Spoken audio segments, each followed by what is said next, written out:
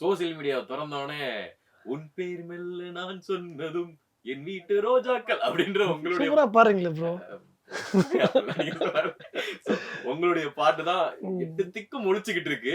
First of all இது viral அப்படின்னு உங்களுக்கு எப்போ தெரிஞ்சது?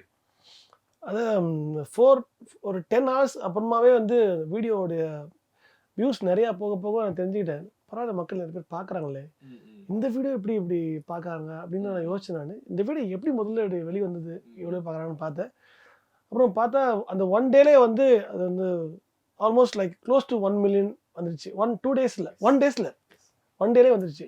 அப்போவே okay, something is happening. Universe நம்ம ரொம்ப நாளாக காத்துக்கிட்டு இருந்த அந்த மேஜிக்கை பண்ணுது அப்படிங்கிறது ஒரு சந்தோஷம் வந்தது. கிட்டத்தட்ட வந்து 26 இயர்ஸ் ஒரு ஜர்னி.